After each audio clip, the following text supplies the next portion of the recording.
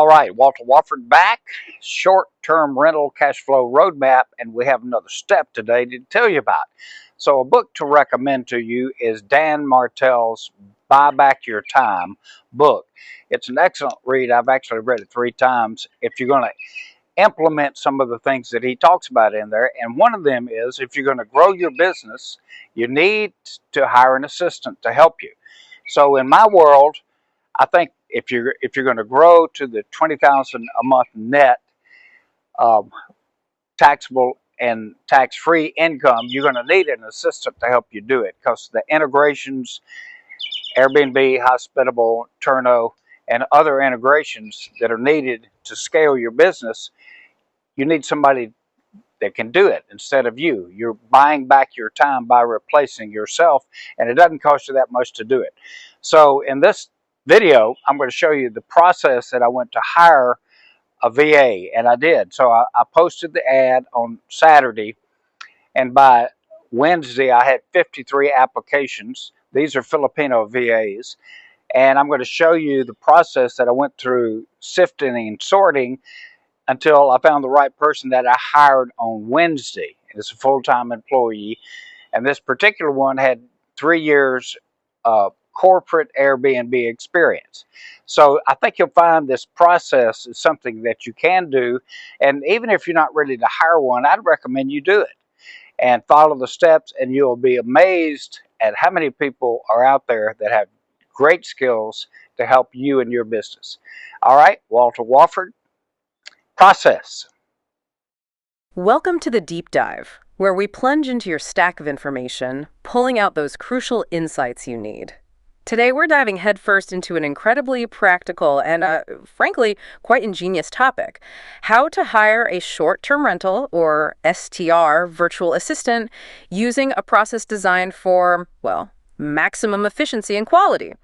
We're looking at insights from a source titled Hiring an STR Virtual Assistant by Walter Wofford. It lays out a very specific, almost automated approach. That's right. The mission here really is to unpack this system. It really prioritizes clear criteria. And it uses some, well, surprising tools to filter candidates, ensuring you get someone who's not just available, but truly a high performer. It's all about creating a shortcut. A shortcut to being really well informed on this specific hiring strategy. Okay, yeah, let's unpack this, because what's in this source, it seems like it could really streamline what is often, let's be honest, a messy and time-consuming process. Oh, absolutely. Frustrating, too. Totally. So let's zero in on how this system takes that chaos and turns it into something, well, streamlined. It starts with setting the stage, right? Getting the right applicants interested. Exactly. And what's fascinating is the immediate jump to using AI. Like right away. The process suggests using something like ChatGPT, not just for writing a good job description for the STR VA, covering tasks like guest communication, calendar management, maybe overseeing tools like Turno, Hospitable, Stayfi, but also, and this is key, to recommend an ideal personality profile. Ah, okay, so not just skills, but personality. What's the ideal profile they recommend, and why nail it down so early? Right. So the recommendation is usually a high S, high C, with maybe a moderate I. That's based on the DISC profile. DISC, steadiness and conscientiousness. Exactly. High S, high C. It translates to someone who's, reliable, really attentive to detail, but also has some decent people skills with that moderate I. Defining this early just helps align expectations from the get-go. You know what kind of person you're fundamentally looking for. Okay, that makes sense. Now, here's where it gets really interesting, maybe even a bit intense, for the applicant. The requirements. They're not just sending a resume, are they? No, absolutely not. It's made very clear. The source says they only respond to applicants who follow these specific steps. No exceptions. Okay, so what are the steps? The main thing is a video, maximum 3 minutes long. And they have to answer 5 specific questions in it. 5 questions in 3 minutes. What are they? 1, why this position? 2, ideal work environment. 3, strengths. 4, your availability and salary expectations. And 5, where do you see yourself in 5 years? Okay, pretty standard questions, but the video format is key. Yes, but wait, there's more. They also must include their DISC profile results. The high S, high C thing. Right, and an IQ score. And an IQ score. Wow, okay, that is bold. Requiring an IQ score and a DISC profile just to apply. Yeah, it's definitely a choice. The thinking behind it is extreme efficiency. filtering for quality right at the start.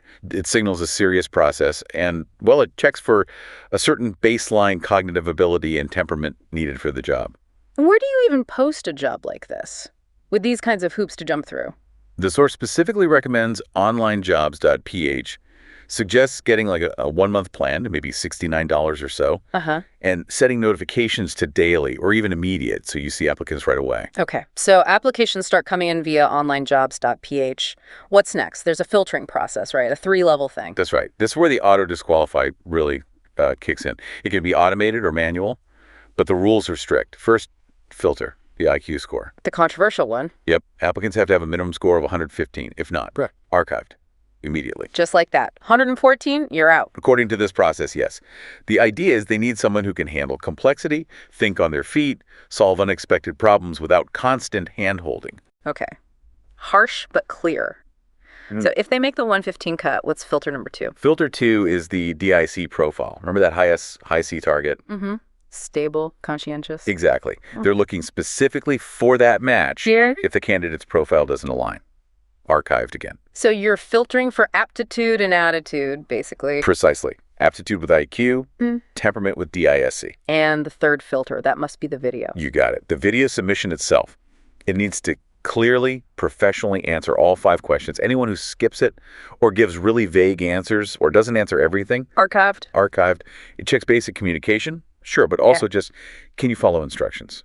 Which is pretty crucial for a VA. Right. So after these 3 sort of automated hurdles, you're left with a much smaller pool of candidates. What happens then? Those are your finalists, your strong contenders. Now you actually, look closer. You review their videos again, listen carefully to their answers, assess communication clarity. Do they seem coachable? What's their vibe on work ethic, tech skills? Then the top 2 or 3, they get invited for one-on-one Zoom interviews. And I assume those interviews involve more specific STR scenarios? Exactly. Scenario-based questions. What would you do if? Kind of thing. Related to guest issues, booking conflicts, that sort of stuff. Okay. Now, the source mentions an optional but kind of advanced extra layer, an automated evaluation rubric. Sounds very systematic. It is. And it's presented as a really good way to keep the scoring objective, especially if maybe multiple people are reviewing. It's basically a scorecard. Maximum 20 points, broken down across 4 main criteria. And you can set this up in, like, Google Sheets? Yeah, Google Sheets, Airtable. You could even connect it to a Google form where applicants submit their stuff, so the scoring becomes partly automated. Pretty slick. Okay, let's break down those 20 points. 4 criteria, you said. What's the first one? First is IQ score, weighted at 5 points total. Okay, how does that break down? Score of 130 or more, that's the full 5 points. A 120 to 129 gets 4 points. Yep. And a 115 to 119 gets 3 points. Right below 115. 0 points. And remember, that's an auto-disqualify anyway, so they wouldn't even make it to the rubric stage, theoretically. Got it. So that 115 minimum is baked in. What's the second criterion? DISC profile. Yep, DISC profile match, also 5 points. How do you score a personality match? An exact match for the ideal profile, high S, high C, moderate I, gets 5 points. Close, like maybe just 1 trait is slightly off, 4 points. 2 traits off, only 2 points. And if it's a total mismatch, 0 points. Again, likely an auto-disqualify based on the earlier filter. Okay, makes sense. Third criterion, back to the video. Exactly. Video submission quality, another 5 points. Strong, clear, confident answers to all questions, 5 points. All questions answered, but maybe the clarity is just, somewhat clear or a bit hesitant, 4 points. If they miss a question or the energy is really low, drops to 2 points. And obviously, no video or a totally incomplete one is 0 points. Auto-disqualify. Right, seeing a pattern here with the auto-disqualifies. And the final 5 points? The last 5 are for communication and English skills. Judged from? From the video and any written parts of the application. Excellent grammar, near native fluency. That's 5 points. Good, but maybe some minor occasional issues. 4 points. Understandable, but maybe a heavy accent or noticeable grammar mistakes. 2 points. And if communication is genuinely poor, hard to understand, 0 points. Okay, so you added the scores across those 4 areas, IQ, DISC, video, communication, max 20 points. Then what do the scores tell you? There are clear action thresholds. If someone's score is 17 to 20 points, that's a strong signal. Invite them for an interview. Okay. High probability of being a good fit. Right. If the score is 13 to 16 points, that's a maybe. You'd want to take another look, review their materials again before deciding whether to interview or archive. And below 13? Below 13 points, just archive. The system suggests they're unlikely to be the high performer you're looking for, based on these criteria. Streamlines things a lot. Does the source mention any way to get, like, bonus points? It Yeah. does, yeah. Optional bonus considerations, you could add 1 point for each of these. Yeah. 1, experience with specific STR tools, Hospitable, Turno, Stayfi, those ones. 2, past experience in STRs, Airbnb, or even just general guest services. And 3, familiarity with Google Workspace docs, Sheets, etc. So small boosts for relevant experience. Exactly. And the source also kind of emphasizes using that Google form up front to collect everything: name, video link, IQ score, the DISC screenshot, availability, salary needs. Then you connect that form to a Google Sheet, and you can use formulas to apply this whole rubric automatically. Makes the initial screening almost hands-off. Wow. This deep dive has really laid out an incredibly structured, almost surgical, you could say, approach to hiring an STR VA. It's really a masterclass in efficiency, using very specific criteria right from the start, really distilling it down. It really is. It highlights how you can take things that often feel subjective, like, judging work ethic or communication from an application, Yeah. and turn them into something measurable, objective, at least for that initial screening. Yeah. It allows for a much more streamlined, consistent process, saves you, the hirer, a ton of time, and hopefully really improves the chances of finding that great VA. It's about designing a system that does the heavy lifting for you. So what does this all mean for you listening in? As you reflect on this really rigorous, very quantitative process, maybe consider how much of human judgment can be, or maybe even should be, distilled into scores and filters like this, not just in hiring, but maybe other areas where you need to assess performance or potential. What stands out to you in this specific data-driven approach, and where might you apply similar principles, perhaps, in your own efforts to get knowledgeable quickly, but also thoroughly? Something to think about.